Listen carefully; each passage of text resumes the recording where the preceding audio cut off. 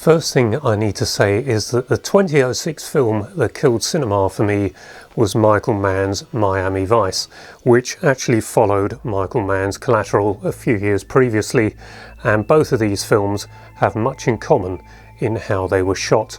They were both shot in a combination of HD video and Super 35mm film, and of the two I didn't see Collateral in the cinema, but judging by the DVD and this 4K and Blu-ray pack, I am of the opinion that this was a more successful collaboration of the two mediums than Miami Vice. I'm not sure exactly why Michael Mann and his team decided to go with the same or similar process for Miami Vice, but they did, and for me it's not as successful in Miami Vice as it is in Collateral, and I don't think this is entirely successful in itself. So my cinema going had been somewhat curtailed in the lead up to this 2006 screening of Miami Vice. There are reasons for that, and mainly I was noticing a general degradation in image quality in London West End cinemas. I felt that 35mm, well, I was seeing the most exquisite quality from 35mm that I'd ever seen in the London West End cinemas, the premiere houses screening the master prints. And then towards the end of the 90s, maybe 1997, I suddenly started noticing that films were not looking quite as good, and so I was asking some people that I knew in the industry what the cause of this was, and the answer I was getting was that striking of the prints had been farmed out to Italy and their quality was not quite as good. I'm not sure how true that is. The Technicolor Rome prints that I've got here seem to be the best of all, so I'm not entirely sure that it would have been all labs in Italy if there's any truth to that story at all. But now that I have this YouTube channel and I've been mooting my thoughts about image quality degradation during this period, other people in the industry have filled me in. Now, of course, a major contributor to the downturn in image quality was the introduction of computer-generated imagery. They had to be output from a computer, so that meant scanning the live action in, putting the animation on it, putting it back out to 35mm film. Obviously there will be image degradation there, and if you look at Terminator 2 now, you can clearly see it in the shots that include that computer-generated imagery.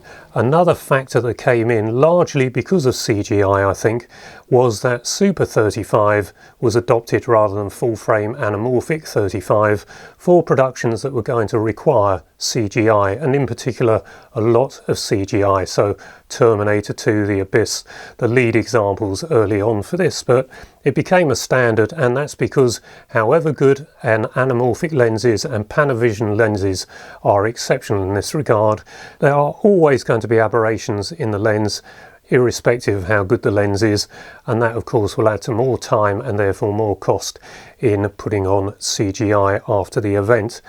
But that wasn't the end of it, and I didn't really know this until more recently, and I'm told that the first film to get this treatment was Pleasantville. I think that's a black and white Tobey Maguire, so I hope I've got that title right, but Pleasantville, if I understand correctly, that got a 2K digital intermediate out of a computer.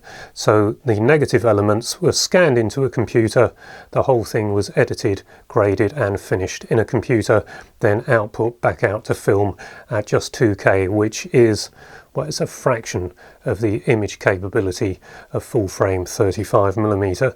So that was the big killer. However, when it came to Michael Mann's films, and as I say, this one I think is more successful than this, but this was the one that did me in as far as cinema was concerned. This was largely shot just HD video, and the cameras they use for this is detailed within the extras. They are Thomson Filmstream Viper cameras, and unfortunately they were just television broadcast cameras, so you can imagine, well, some scenes look better than others that are shot with the video cameras, and on this Blu-ray you could pass them off as 35mm on occasion, but where they're not, it doesn't look as bad on this Blu-ray as I remember it at the Empire, and I now suspect the reason for that is that in the Empire in 2006 I was actually watching an early digital video projection, and I was sat there not concentrating on the film, the story or anything about it. I was just sitting there thinking, why on earth is the image quality so poor? So that's not something I wanted to be doing in what I consider to be the best cinema in the world. So not exactly my best cinema going experience, but I had seen one that was worse than this a few years earlier in 2002 with Star Wars Episode 2 Attack of the Clones. That's another story for another day, but I now think the reason that one was so bad in places was because by the time it opened at the Odeon Leicester Square, the special effects were not completed in time, and therefore they were output as standard definition and then merged into the finished feature, and later on they were corrected, output at 2K, and that's my theory on that one. But that one's a video for another day if I ever take a look at the 4K of Attack of the Clones. So this was the culmination of a series of cinema visits where no one could tell me what was going wrong, what was happening, but from everything I've been told within the comments on this channel, the whole cinema going audience was being prepared for the big switchover around 2011, what I call the big downgrade, when cinemas in general made the switch from film projection to video projection, and with a gradual decline in image quality, no one would notice when the great digital revolution happened and everyone would think, Eureka, how wonderful, image quality has never been so good in cinemas. But alas, that isn't true. I think things have got a lot better. I still struggle with getting the enthusiasm to go to a cinema to see any video projection, but I've seen a few here and there, and those I've seen at the BFI IMAX on their 85-foot wide screen, at times they have looked fairly exquisite. So things have improved markedly, and cinema is changing, there's no doubt about that, and I think we have to accept that. It's going to be smaller audiences, smaller auditoriums, but there's still nothing like seeing a film with an audience, and preferably a bigger audience.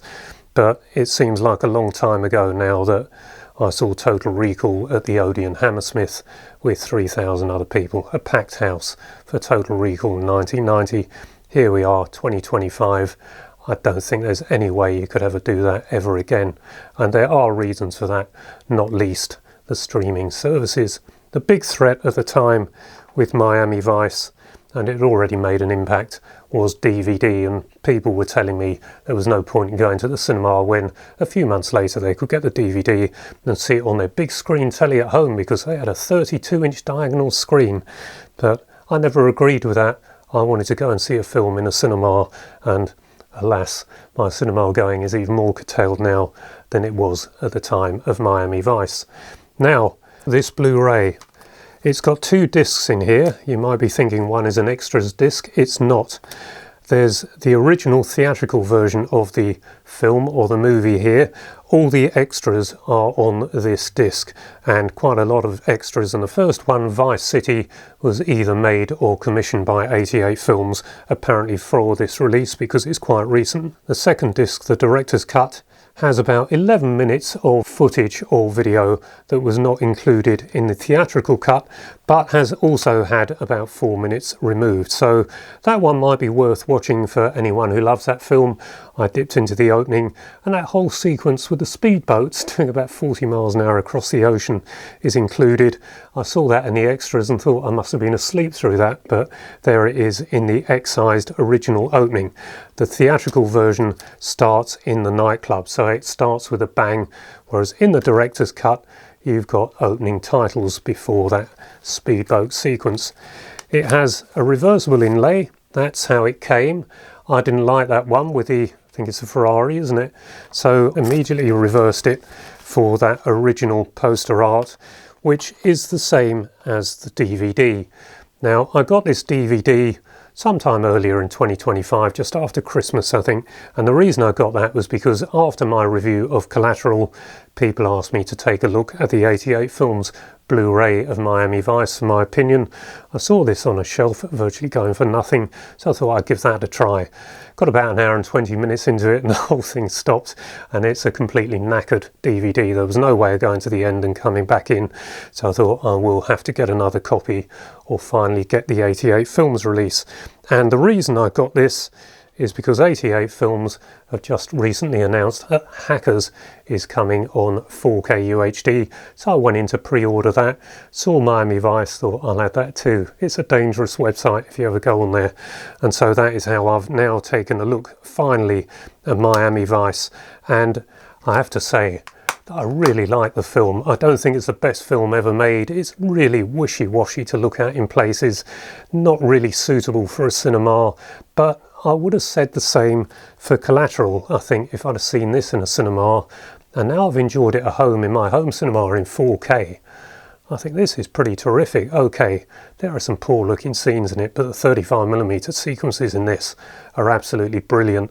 I don't think they're quite as good in this, but it is a Blu-ray and not a 4K, so you never know. If this does get a 4K from 88 Films, I might change my opinion entirely on Miami Vice. Just like I mistakenly thought when I reviewed Collateral, I thought I'd be standing there recommending people get the DVD of that. I thought it would be the same with Miami Vice, but the Blu-ray is markedly superior for most of it.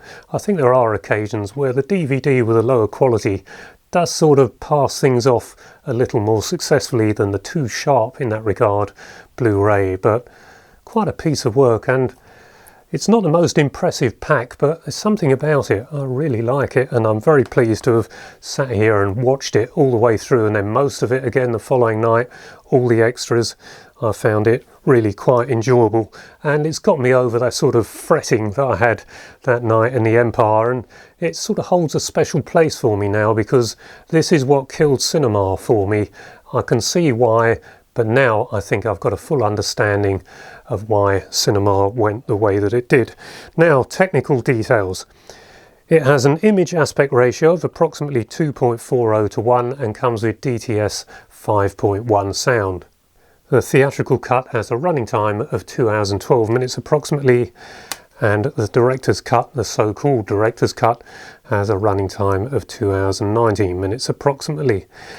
It had an estimated budget of $135 million and took at the worldwide box office just short of $164 million. So it wasn't exactly a big success for the team that made this one. And I think that's because it wasn't really like the Miami Vice television series. So as much as I think this is preferable to the television series, not everyone will agree with that. And if you're wondering why the television series looks so much better than Miami Vice the movie, it's because the television series was shot 1.33 to 1, 35mm. So there you are. Just goes to show television can sometimes be higher quality than what you see in a cinema, in a theatre, on a big screen. Right, I think that's the end of me waffling on Miami Vice. Please don't get the wrong idea. I do actually like the film. I just wasn't exactly enamoured with what I saw in 2006. And if you were like me and you love going into the Empire and all those other top wonderful cinemas in the West End of London and some of the others around the world, and El Capitan, Man's Chinese Theatre, for example, some of those great cinemas in New York, well, they're everywhere, aren't they? But then all of a sudden, what on earth was going on, no one could tell me, and I just thought I'm wasting my time. So that's all my history of curtailing my cinema going. Hope you enjoyed this one. If you did, please give it a like, perhaps subscribe if you haven't already, and until the next video, bye bye for now.